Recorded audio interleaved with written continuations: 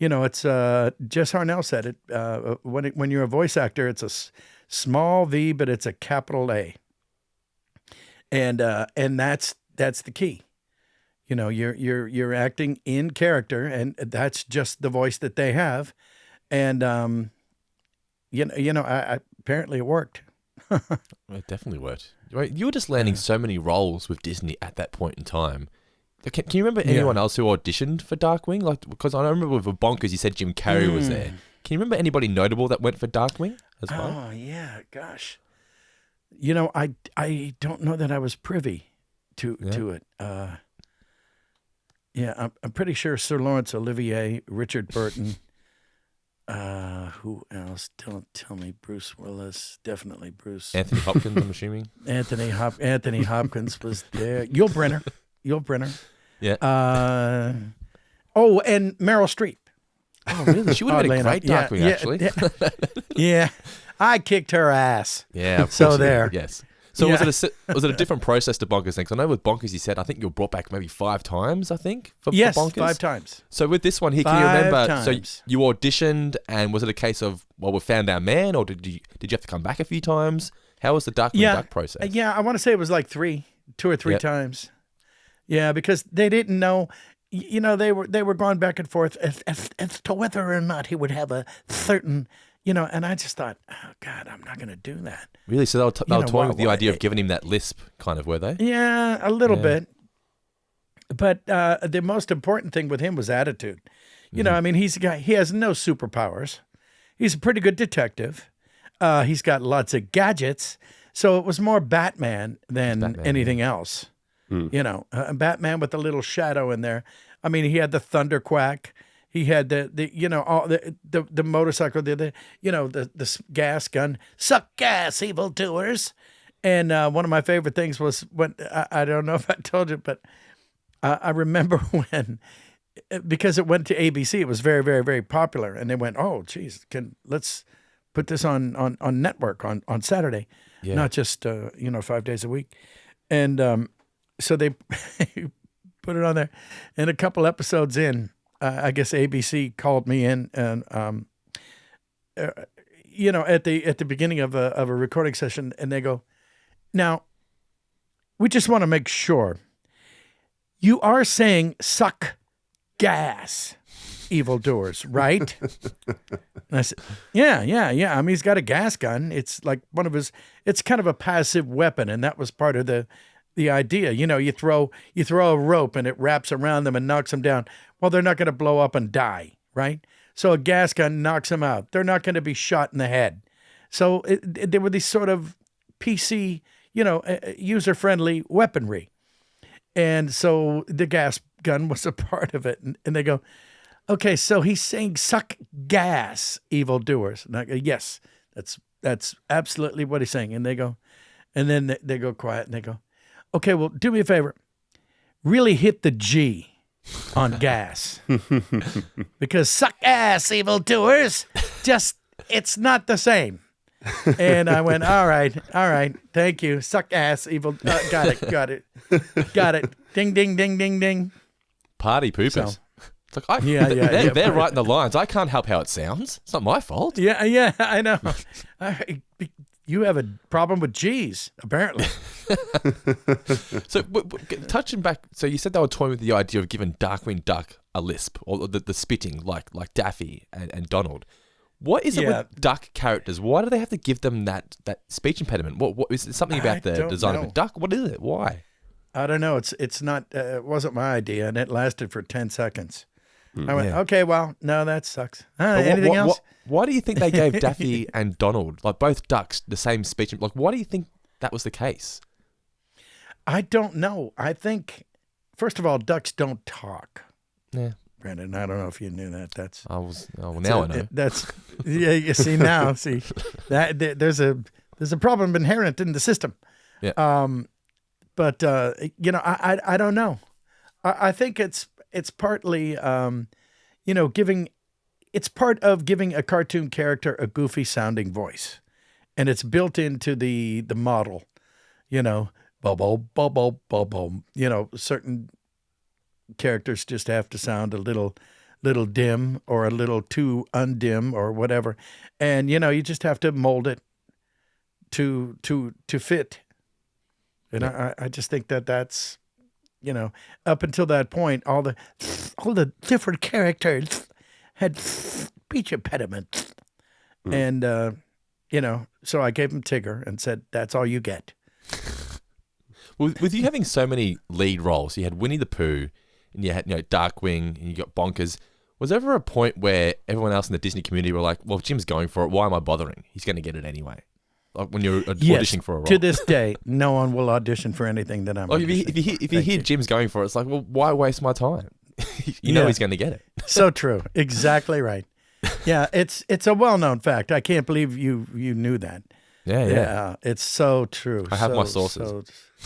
Yeah, well, yeah. I'm. By the way, I'm going next year. Yeah. All 3 Powerpuff Girls. Right here. Wow, really? Yeah.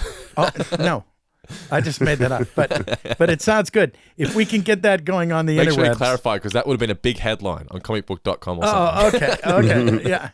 Yeah. All 3 Powerpuff Girls. Yeah. Yes. Had you worked with Tad Stones? Beware, Rugrats. Had you worked with Tad before Darkwing? Gosh.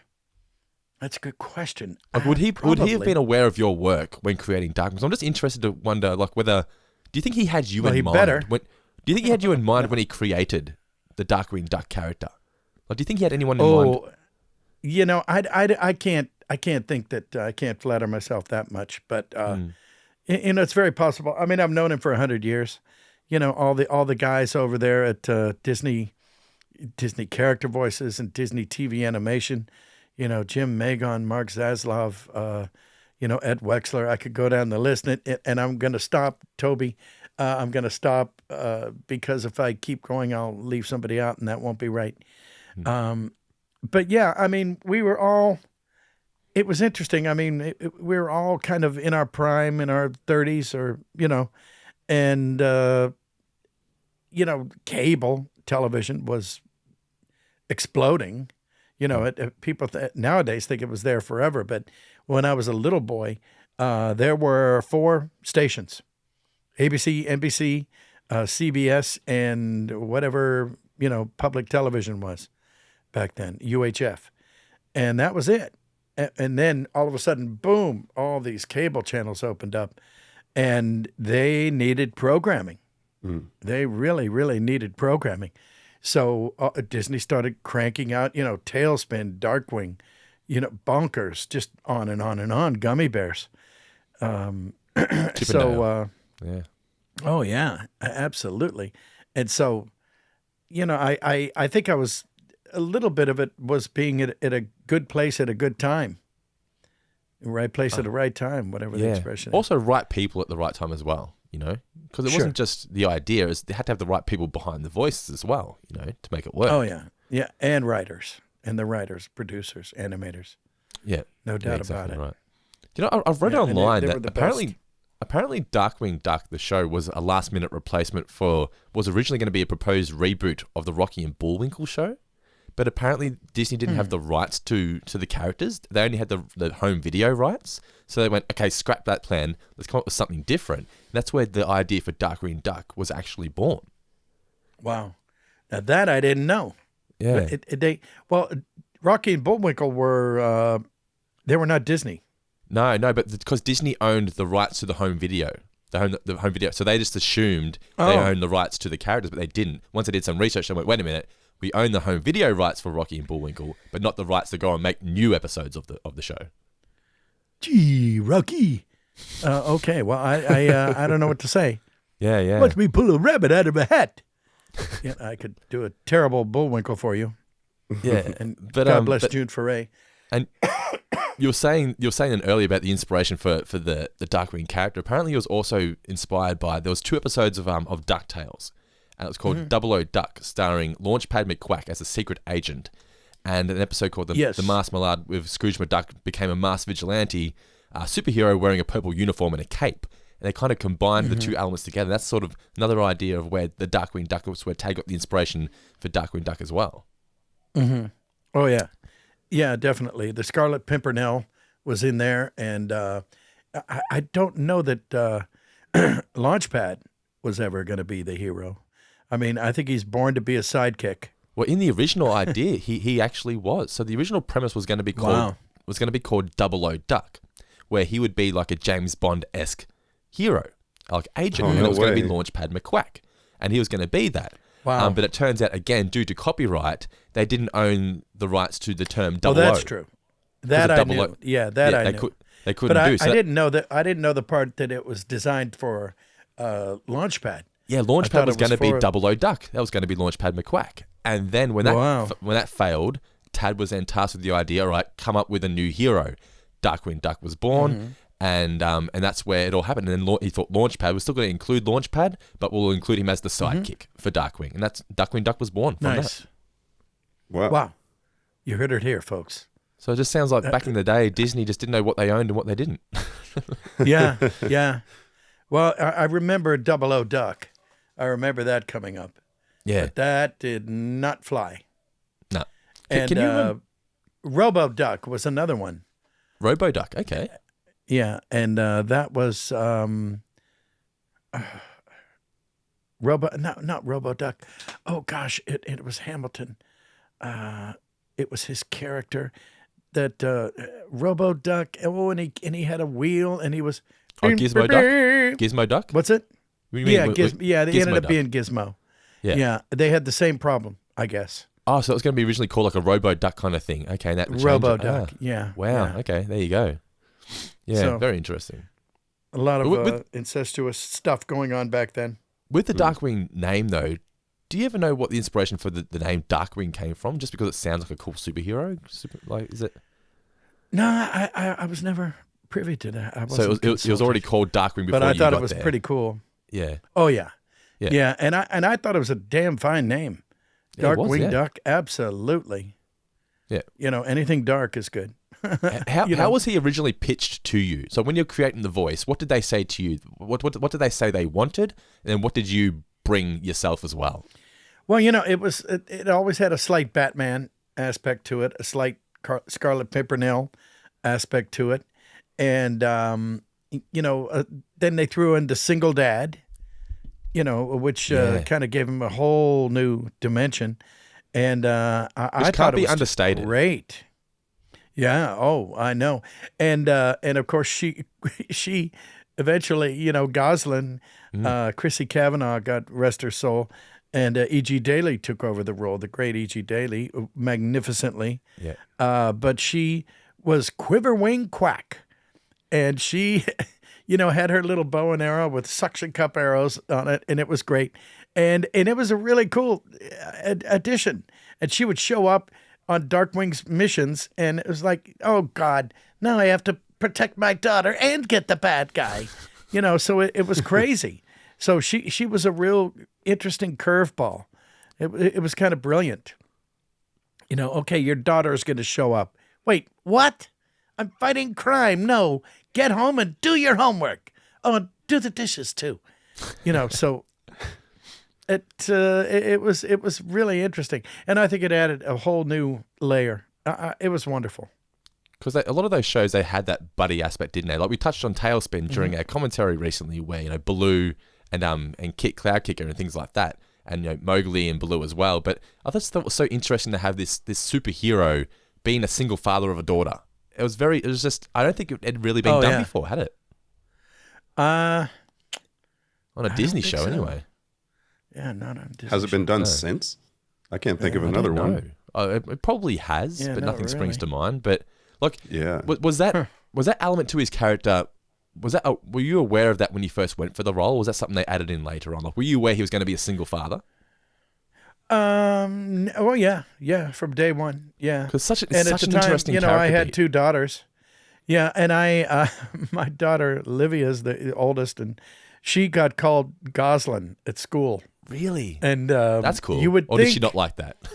Yeah, you would think. So I said, "Come on, is that bad?" She goes, "It's embarrassing, Dad." I said, "No, it's not." Your dad is Darkwing Duck. Your dad's Darkwing Duck. Shut up. You're welcome. I mean, it's like, and I can remember answering the phone or answering the door for Halloween, and the little kids were there, trick or treat, and I'd put the stuff in there, the candy in their little bags there, and I remember these two little boys that were like 7 and 9, and they're sitting there looking around the house, and I said, "Is there anything else I can do for you?" "Well, does Darkwing Duck live here for reals?" And I said, "Yes, he does, but he's out now protecting, the Santa Rosa Valley from, bad guys." And he goes, and the little guy goes up to his brother and goes, "I told you, you stupid booger. I told you he lived here." And my wife and I were just busted up, and we gave him like all the candy. And he goes, thanks. And I said, "Stay dangerous." And then went, "Ah!" You ate Darkwing. Yeah. I hate Darkwing. Yeah. Oh man. Did you ever dress up Good for Halloween as the characters you voiced? Like, are you a Halloween kind of guy? I am a Halloween kind of guy, but no. No, you just never felt the urge to do Peggy it. and I, the closest. Peggy and I did an amazing. It was a wedding of what were they? Skeletons. Yeah. Like maybe 5 or 6 years ago. Remember that? It was awesome. And we put it all over the lawn, and we went all out. And she went and got all these sort of purple lights that kind of day glow and everything. And it was a wedding complete with white chairs, people sitting in the audience, grandpa sitting there asleep, and they're all skeletons. Mm-hmm. And it was awesome. And Jim had like a speaker system set up. Yes. So he would do voices as trick-or-treaters were coming up. Yes. And he would do like some spooky voices or character voices or whatever. And people got such a kick out of it. I swear there was a line like halfway around the block. Yeah. Yeah. Just to come up and get some M&Ms from us. Did they know it was Jim's house? So they knew it was Jim doing the voices? I don't know. I don't know that they did. I think some people might have known. Some yeah. would, yeah. Yeah, but I mean, it was not your uncle's Halloween house, that's for sure. What are some of your favorite Halloween movies or specials or things like that? Because if you're a Halloween guy, I love a good Halloween TV special. Like, do you have anything that springs to mind? Boy, so do I. The original Halloween was interesting.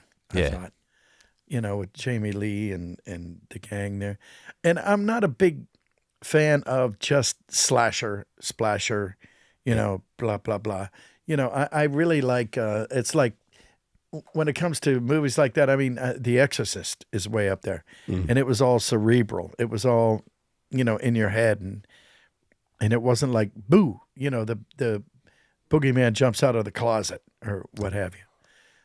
But I those are the kind of movies that I like. What about The Nightmare Before Christmas? That's one of my favorites.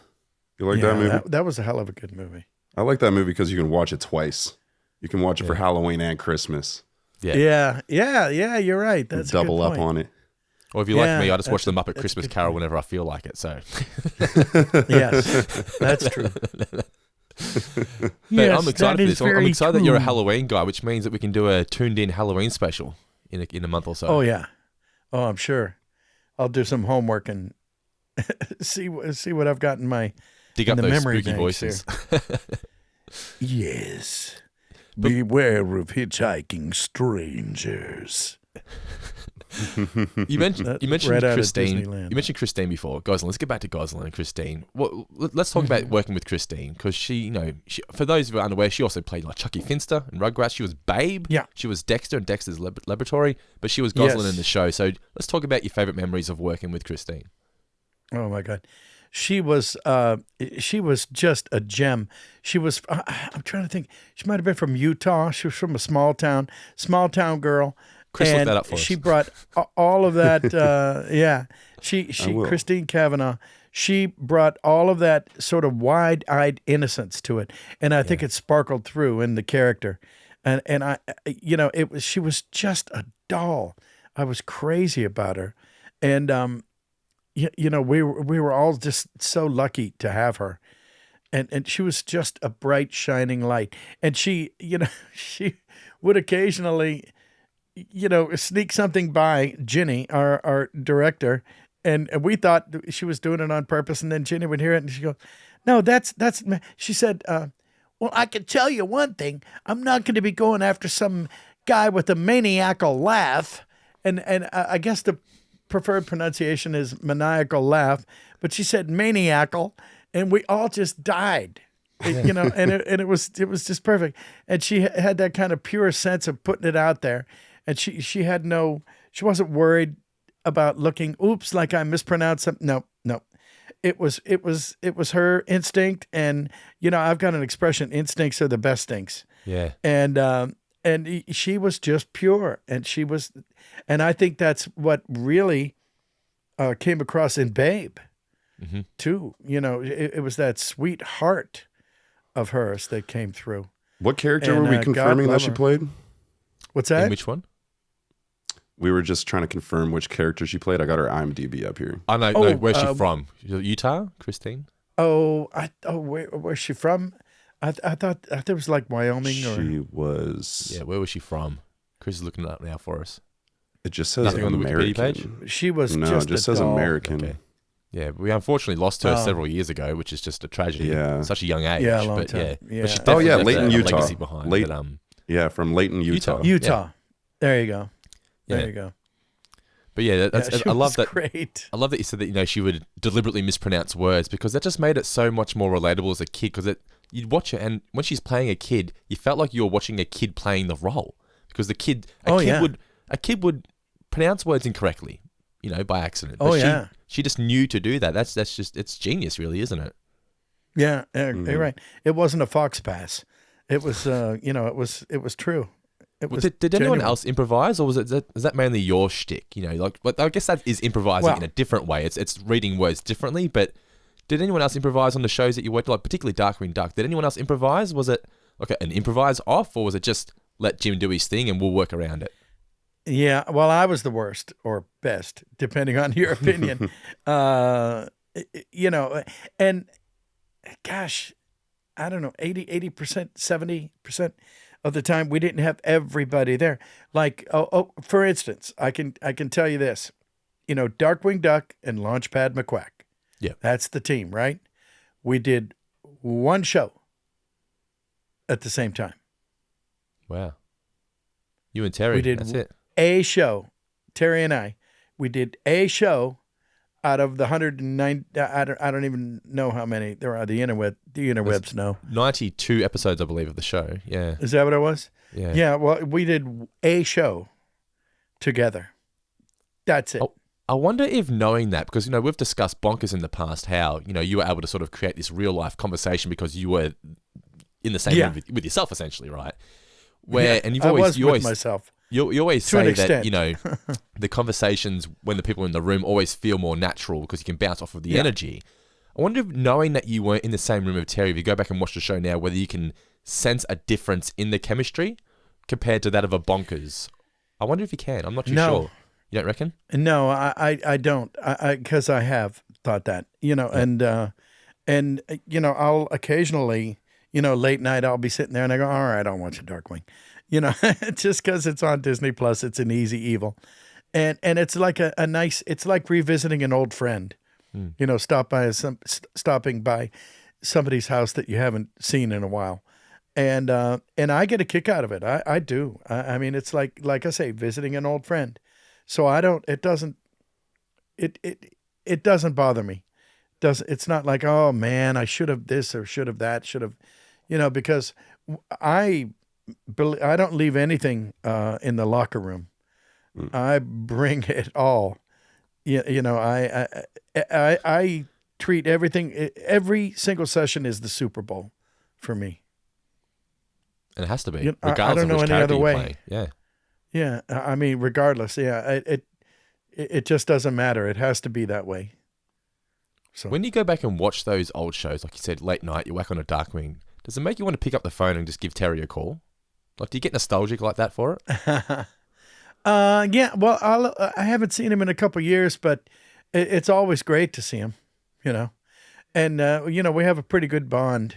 You know, he and Katie Lee, and you know, the various people that are, you know, God bless, still Michael there. Bell, Dan, yeah. Sure, yeah. Yeah, I haven't seen Dan in a few years, but Yeah.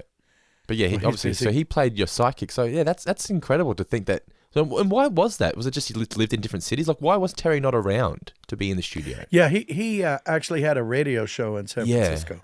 So he couldn't. Yeah, okay. Morning, I think it was Morning Drive, Yeah. and it was literally kind of impossible to get him here. You know, we're doing a show at 2 p.m, and he gets off the air at 1. You know, something. You know what I mean? Something like that. And it was untenable. It was just didn't work. So was it a case of, you're a voice actor, right? First and foremost, was Terry more a radio guy who did some voice acting? That sounds about right. Yeah, And that's not that saying was it's a his bad background. thing, but like your job No. was voice actor. No. No. There was certainly nothing bad about it. That's for sure. But yeah, that I would buy that. That sounds about right. For people who may not know who Terry is besides Launchpad, for me, I always remember him as the guy who yells at Robin Williams at the beginning of Mrs. Doubtfire. Have you seen Mrs. Doubtfire? Oh, you sure? Yeah, so in the opening Yeah. scene, Chris, you've seen Mrs. Doubtfire, I'm assuming, Chris? Yeah.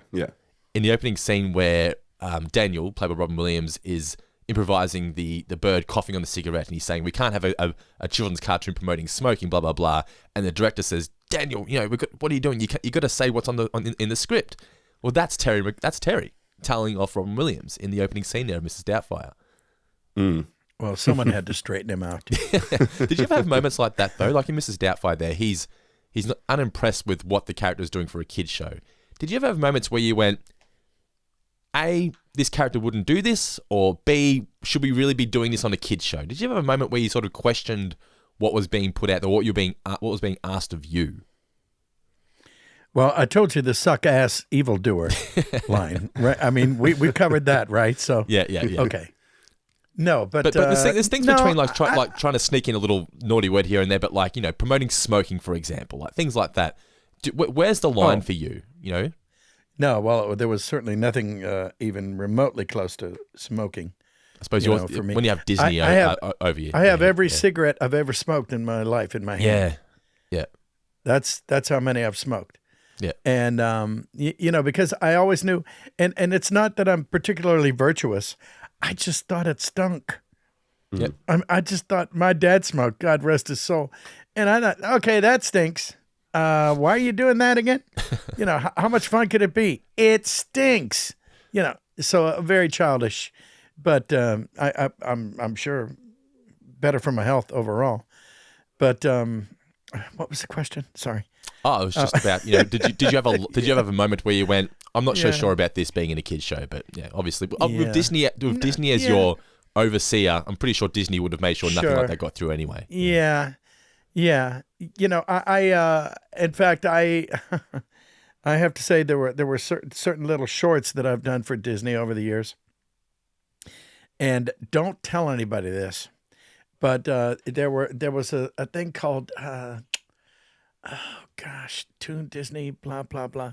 Anyway, it was these two coyotes or whatever, and they were trying to discover who dropped this box or who was it, and we went back. Wait, did you drop this earlier? No, and I said, well, it ain't mine. It must be Urine. The Urine story, yeah. Mm-hmm. The Urine story. Did I tell you that? And they went to production. They went all the way through, and it was this close to airing. And they go, wait a minute, did you say urine? And I said, I might did, and and they go, well, you can't say urine. And I said, well, it was kind of like saying yours, but he's a hillbilly. Yeah. And they go, okay, well, then say yours. And I go, all right, fine. So I went, all right, it ain't mine. It must be yours. And so they won. I tried to get urine in America. Sorry, Canada. We all have at some point in time, yeah. All tried. We all, what can I say? Jesus. I want to talk about the villains of Darkwing Duck, because there are a lot of them. A lot of people have. It's kind of like Ninja Turtles. Ninja Turtles, we discussed last week how they've got all these villains that might appear 1 or 2 episodes, but people they hang on to them.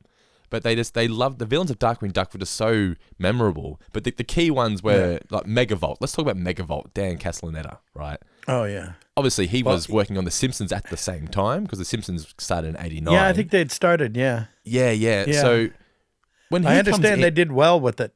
Yeah. I think it's still going. Actually, I think The Simpsons maybe. Yeah. Yeah, a little bit. So when Dan comes in, so did you work in the studio with Dan, or was he remote as well? No, we were there.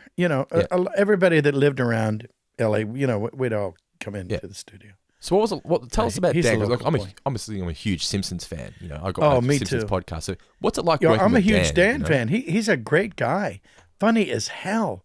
And we did Tasmania together too. Yeah, and Earthworm Jim together too.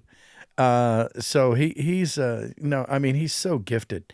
He's it was interesting because he did Megavolt was a combination of Gene Wilder and a little bit of God, I can't really put my finger on it, but Charles Nelson Riley maybe, but it was that is so like you,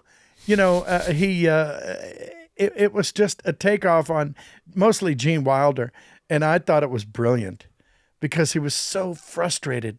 Like if you saw the original producers, with Zero Mostel and Gene Wilder, Gene's character needed his blanket, and he had to have a blanket, and Dan kind of brought that urgency, that neediness to the character, and it was really cool as hell. It was funny as hell, and the two personalities played off against each other so well, and Dan he's the man, no doubt. The talent that has brought such an energy to these Disney shows. Like we were discussing Ninja Turtles last week. Could you sense the difference between making a Ninja Turtle show and these Disney shows? Because Ninja Turtles, it was a hit, but you're saying cowabunga and things like that. Where this one felt like you were making a show for adults, right? When you're making Darkwing Duck. Yeah. No, I agree. Yeah, it was very much so. In fact, we prided ourselves on that, on being able to entertain mom and dad and the kids. Yep. That was literally in the Bible. So I'm glad it worked. Is that where the desire to improvise stemmed from? Wanting to make sure that there's enough. Know. Yeah, or is it just who you are? It's just who I am. Yeah, because Dan's he's great at improvising as well, isn't he? Oh God, yeah, he was great, and he was on the Tasmania show. Yeah, he was he played any number of characters in that show, and he's just a comic genius, and a voice artist. So, more power to him. You need to get in and hook you up on some Simpsons gigs. Yeah. Yeah, I did a Simpsons. Yeah, you did that. You were a horse. I was a horse. That's where we originally, that's where it all stemmed from. Started talking about. Yeah. Yeah. But we've also, Michael Bell, he played Quackerjack, and Tino, he played Bushroot. We've already discussed Bushroot when we did our commentary, but Jack Angel and Tim Curry, you've already covered. It's just an incredible roster of talent. Oh God, yeah. Yeah, well, Michael's a good buddy, and I'll see him every now and then at conventions. Yeah, and he's still going strong, and yeah, very, very true. Quackerjack was one of my favorites. Yeah, because I was going to ask you, what were some of your favorite? What were some of your favorite villains? Like, can you remember the episodes or the villains? Sure. Yeah, I mean, Tim Curry very much. So Taurus Bulba, and I have a soft spot for Tino and Santa. Yeah. He was kind of had a John Candy vibe to him, which is a beautiful guy. And I mean, gosh, Bushroot, and don't forget, I was my worst enemy. Yes. I was Negaduck. Yeah. So, Negaduck. It was kind of like Darkwing with a bass amplifier on his voice, I guess. I don't know. A lot of talk gets played up about how you play the two main roles in Bonkers, but you were the hero and the villain in Darkwing Duck as well. That can't be understated as well. How fun was it? Yeah, that's right. Was it having a conversation with yourself as a villain and a hero? How fun was that? A lot of fun. Yeah, because I could play. Well, I always knew what I was going to say. as the other guy. And so I could pre-establish how pissed off I was going to be or how righteous I was going to be. And, it was great. Yeah. I knew what was coming because it was coming from me. Did you use the same technique as what you did with Lucky and Bonkers? You know how you said you would pre-record it and then talk over the top? No, actually, no. On that one, I didn't. You didn't. And Darkwing came before, I believe. Yeah. So, yeah, it hadn't even occurred to me to do that. And it's not like they were partners, the way Lucky and Bonkers were. Yeah, they were occasionally, Negaduck was occasionally in there. And if anybody could tell me which comic book character Negaduck's color scheme for his uniform was, I think they should send it in. Ooh. And tell us, where have you seen this color scheme before? In which comic book character? If you answer correctly, the first person to answer correctly, Jim will give you a shout out on the next podcast. What do you reckon about that? How about that? Yeah, Jim Cummings podcast at gmail.com. There you go, listeners. The first person to send that in correctly will get their name read out on next week's podcast by Jim himself. Yes, that's right. Now, speaking of, very famous. It's a good segue, Jim. Thank you for setting me up there. You've got some names on a sheet of paper in front of you because we've got some amazing supporters on the Toon'd Patreon channel.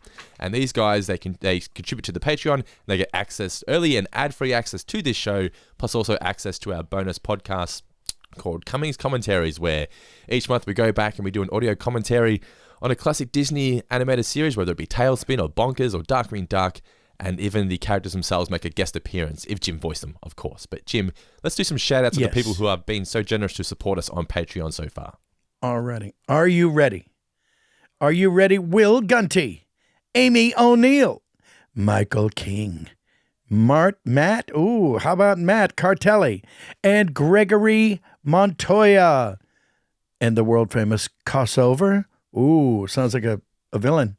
Dante M., Nikki Bloom, Nico Toons, Vince B., Yvonne Paradise. Oh, that's a nice name.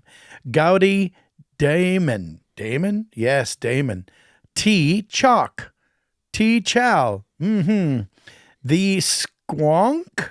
Sorry about that, if I'm pronouncing it correctly. The Squonk. How about Disney Captain 30? How about Andrew Brady, Jesse Locke, Jordan Haley, Dane Martin, Michael Natale, Nick Dyan, Mick Dine. There we go. Tim English. Thank you, Tim, for having a really easily pronounceable name. John Schaff. And let's not forget Bry. How about Katz Katie G? And Nazarene. Nazarnin. How about Nazarnin? There you go. Jed. Thank you for an easy name, Jed. And Nancy Foot. L.E.J. Paladin. Sounds like a villain. There you go, guys. So if you want to get your name read out on the show by Jim, you're just going to be a supporter of ours on Patreon. You can find the link for that in the description of either this video, if you're watching us on YouTube, or this podcast. It's just patreon.com/Jim Cummings podcast. And yes, for $5 or more per month, you get access to the bonus podcast, get access to prize draws where you can win a signed photo from Jim or a video message from Jim, and so much more. So yes, support us now on Patreon and help this little podcast empire grow. But yes, thank you for reading out the names. It's funny, Chris, I was looking at you when Jim was reading out the names, and I'm thinking, when I was putting this list together for him, I'm like, do I write these out phonetically, or do I create a challenge for him? Yes, you went with the challenge. It was a challenge, and I did it without my spectacles. Yeah, you did a great job. I was impressed. Probably did not help. It's what's funny is the ones I thought you would mess up, you didn't, and the easy ones, some of them you did. I was like, okay, whatever. Yeah, like, who is this Joe Smith? Smith? No, that can't be right. Jed. Anyway, yeah. Jed. No one's named Jed. Oh wait, Mr. Clampett. Sorry. Yes. Yeah. Well, thank you, everybody. God bless. Yeah, thank you so much for all of your support so far. Now, we've had a lot of questions come through on the social media. So what we did, we've thought of an idea. Rather than just tag all a bunch of questions at the end of this podcast, we're going to do a special Darkwing Duck specific mailbag podcast because there's so many questions that come through. Over 200 questions that come through. So we have to go through them all and pick out the best ones and make sure there's no repeats. And we'll be answering that on the next podcast as bonus extra podcast of Toon'd In this week. So make sure you look out for that in your feeds if you did post a question on the social media. Before we go though, Jim, a couple of things I want to touch on. So, people did ask about they wanted your thoughts on the DuckTales reboot that included Darkwing Duck, which you weren't the voice of, right? So, what were your thoughts on, did you see it? Did you see Darkwing Duck reappearing on I was and I wasn't. I think it was Drake Mallard. Yeah, I people have asked me about that before. My problem is I couldn't quite, the storyline didn't really work for me. Okay. I hope no one heard that. Just kidding. I hope everyone heard that. But no, it was interesting. It's I don't know how you do a reboot that doesn't reboot. Mm-hmm. It's pretty much that simple. Although I guess that's not really a reboot. It was an homage. It was I'm not 100% sure what happened for there. A new audience. Yeah, for a new audience. And, what's interesting is, I think I might have said this before, with certain of my characters, Darkwing first among them, I improvise so much that I'm not 100% sure that, writing for a character that no one has written for, except the guy doing it, is all that easy. Yep. So no one the can writers understand any more than what you do. Yeah. Yeah. Well, a lot of the writers, they were grateful. They were like, "Oh man, I didn't know I wrote that well." And it was just because I always do everything as written, and like I said before, and then I'll just do one as a lark. Yeah. And a lot of times they use the lark because it's a little more whimsical. It's in the moment. Yeah. And and I'm very grateful. I don't make bones about it. I'm not, saying I'm Shakespeare. That's for sure. But Chris will say I don't know. Yeah. There you go. That's right. Yeah. But anyway. But a lot of people, there's rumors everywhere online. It's been going on for a long time now, but they're getting more and more heated lately. A Darkwing Duck reboot, apparently. You got any news on that?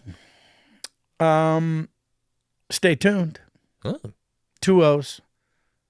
I didn't hear a no comment there. Tooned. Yeah, that kind of. Yeah, if it happens, I will be there. I really hope, unless they get Joe Smith to do it. I don't know. Can you imagine, Chris, if they did a Darkwing Duck reboot and didn't include the original Darkwing Duck? I'm pretty sure the hashtag Twitter fanfare would not be impressed. Yeah. Oh no. Yeah, there'd be public outcry to bring Jim back. This is the thing. Unacceptable. The character has been so beloved for 30 years as one person. Why change it? Why would you change it now? You wouldn't. It'd be madness to do that. Yeah. And if you're going to continue the show on, I hope it's not a reimagining. What they like to do now, a reboot. Continue the show on. Yeah. Like the show's now readily available on Disney Plus. Just continue the show on as it was. Don't change it. Just keep it going. Yeah. That's what people want. If people are enjoying Darkwing Duck to the point where you think it's worth doing more, then just do more. Don't remake it. Yeah. No, I agree with you. 100%. Yeah. And we're all still around. We're still here, live and kicking. Katie Lee, E.G. Daly, who I'm going to be speaking with in a few minutes. Yeah. Terry McGovern. Yep, we're greased and ready to kick butt. Let's make it happen. All the people behind that show, you know who you are. We know you're listening. Make it happen. You know who you are. Now, of course, there's plenty of other things we could cover here with Darkwing Duck, whether it be the video games, which I know you love talking about, Jim, the comic books as well. We're not going to be we haven't got any time to talk about those today. We're going to be doing those on a future show. But the reason we're saving those for a future show, particularly the comics, is we're going to be getting several of the writers and animators from the comics on the show, the artists, to talk about the comics themselves as well with Jim Chris and myself. So it's very, very exciting. Fantastic. In a future episode as well. They've contacted us all on Twitter, and we're going to make that happen. It's going to be very, very exciting. But before we go, one more thing. Chris, you're usually on top of all this stuff, so I'm assuming you already know. Did you know that there is actually a banned episode of Darkwing Duck? I did know that. And so do you want to? I'll let you take it away to explain what's going on here. What episode is it? Because it's still actually banned on Disney Plus. You still cannot get banned. That's right. Yeah. Yep. it is. So I believe it was in the 3rd season, an episode called Hot Spells. Yeah, the ABC era. Yeah. Yeah. If my research is correct, it was taken off the air because it kind of conflicted with Christianity, and it featured the devil. Is that correct? The devil had appeared already. Descent into Hades. Yeah, I think. Yes. So the devil had appeared on a previous episode, but in this one here, he gets Gosling to perform dark magic, which was very no-no, apparently. Right. I couldn't agree more as her father. And do you remember anything about that, Jim? Yeah, I do.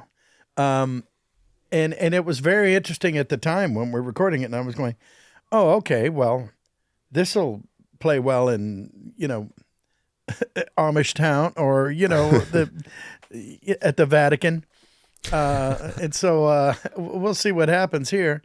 And, it was a time of innovation and adventure and skating along the edge, skating on thin ice, I guess. And I remember, and I've seen it, gosh, it's been years, but it looks good.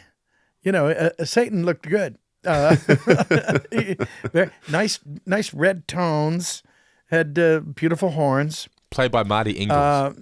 Yeah, Marty Ingalls. So and well, see, I think that's part of the problem, because Marty Ingalls was Satan. So, God rest his soul. But yeah, I'd forgotten that, and it was, and the thing of it that it's so silly is that my thought at the time was that it was so silly that you had to work to take offense at it. You couldn't take it seriously, yeah. Yeah, you couldn't. Yeah, it's like you can't really. You're taking this offense at this because. Yeah. And one of the fascinating things to me about, especially about banned episodes and things of that nature, is how it's still banned. And, I've seen a few other cartoons on Disney Plus, and I'm a big fan of, sometimes you see a little disclaimer, like times change, cultures change, especially when we're going back 30, 40 years. And I think it's better, for the culture and for an educational purpose, just to have that little disclaimer, things have changed, attitudes have changed. This is how it originally was, but we're not necessarily endorsing this anymore. But here, see it in its original format, rather than just censoring it and acting like it never existed. That's my personal view. Yeah. Don't delete history. I agree. Just acknowledge history's different to what it is now. Yeah. Yeah. No, I agree. I think that's a perfect position. I agree 100%. Because it happens when you put the Jungle Book in. The Jungle Book has got the disclaimer at the start, or Aladdin's got the disclaimer at the start, which you can't skip over. You have to watch it for 10 seconds or whatever, which is fine. I understand why it's there. But because we did, what was it? Was it Bonkers that had some banned episodes about it was terrorism, wasn't it? Yeah. But they're still available on Disney Plus. But this one here, nope, still not available. Yeah. Couldn't believe it. But if you're a bit of a pirate like myself, you can go on YouTube and source it. Yes. Excellent. Yes. Well, please do in that case. So if you do want to watch Hot Spells, the Darkwing Duck banned episode, that is available right now on YouTube. I might put the link. Actually, I won't put the link because we might get in trouble. But you can find it. Just look for it on YouTube. It's out. Oh, go ahead. Throw it up. I don't think anybody's going to care. Maybe we'll do an audio commentary on it for Patreon. If it's available, it's available. Alrighty. All right. Well, is there anything else, Chris, do you want to discuss before we let Jim go and Darkwing Duck go? There's one last really short thing, and it was just more about a commentary on the fandom of Darkwing Duck. And every convention I go to, I swear the fans of Darkwing have the absolute best cosplays. I've seen some of the best costumes, whether it be Darkwing, mixed with Batman. One of my favorite, I saw a Darkwing Mandalorian, and I have a picture of that. We can put this up in the video. They meshed the two, and it's so good. And Darkwing by far of all your characters, they have the best cosplays. Winnie the Pooh is a lot of what do they call it? Bounding when they just kind of dress in the colors. Yeah, where it's the colors, and then they'll have two little ears. Yeah, but Darkwing, like I've seen some super elaborate costumes, and every time it's always, to me, the best. Yeah, Darkwing was the Mandalorian. You know, that was like, are you kidding me? This is great. Yeah, I know I have that a picture of it. We can throw it up on on social media. If you are a cosplayer out there who's done that, send in your pictures. We'll get Jim to post on his social media because I'm excited to see these. Mandalorian and Darkwing, that sounds awesome. Me too. Or anything, or just Darkwing and Darkwing. Any Darkwing Duck, cosplay. Send it all through, and we'll put a big collage together, and we'll whack it up on our Jim's social media. So if you want to be Jim Cummings social media famous, send it through jimcummingspodcast@gmail.com. Right. Well, you know, The Road to El Dorado was one of my movies. I always liked it. Yeah. And I had these guys come. I played Cortez in The Road to El Dorado, and you know, oh God, I'm going to forget the names of the two guys that starred in it. But it was Tulio and Julio, not Tulio and Julio. Anyway, it was Kevin Kline and Kevin Branagh, and these two guys were incredible. They came up and they acted like I was Cortez, you know, because I was the sort of Orson Welles bad guy in that show. And we put it out there, and it was a sensation, mini sensation, this like years ago on YouTube. I'm sure it's dead now. But it's fun to be the bad guy, you know, every now and then. So, hey. Did Darkwing always have... Were you always going to be Negaduck on the show? Or was that something that you asked or pitched for? No, they just said, you know, we want him to sound like Darkwing, only if he went to the dark side. Yep. So when you auditioned for the role, you were auditioning for both, essentially.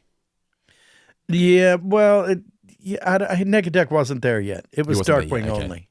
Yep. Yeah, and then like a year later, they said, well, let's do the opposite. Yep. Of you know, whatever that would be. You know, so he was Negaduck. So. Mm-hmm. There we go. Well, this has been fun, hasn't it, Chris? I feel like Darkwing Duck is besides Winnie the Pooh, I feel like Darkwing Duck is like the pinnacle for Jim, don't you think? Like it's the one that everyone just seems to love the most, right? Definitely. I agree. Definitely. Yeah, this definitely created the most buzz on social media. So don't forget, guys, we've got plenty more Darkwing Duck episodes of the podcast coming up. And also don't forget, you can support the show on Patreon to get early and ad-free access to the show. All supporters get a shout-out by Jim, as well as entry into a prize draw for a special video message and signed photo. You also get access to exclusive podcasts, such as our Cummings commentaries, where, as I said earlier, we go back and record audio commentaries of classic Disney shows with special appearances from the characters that Jim voices himself. So far, we've done Darkwing Duck, Bonkers, and Tailspin, and I'm hoping the next one we're going to be, the patrons get to vote, is going to be Goof Troop. So I'm looking forward to going back and revisiting Goof Troop as well. Goof Troop, vote for Goof Troop. Yeah, make sure Goof Troop happens, because I really want to hear some more Pete. Please, I want it too. Well, there you go. And if you want to get in touch, like I said, contact us, jimcummingspodcast@gmail.com. Thank you all again for listening. Absolute champions. Thank you, Chris, for joining us once again. Thank you. Thank you, Jim. And of course, one more final question. Does Darkwing Duck have any final words for all those amazing listeners out there? Yes. Let's get dangerous, but do it safely.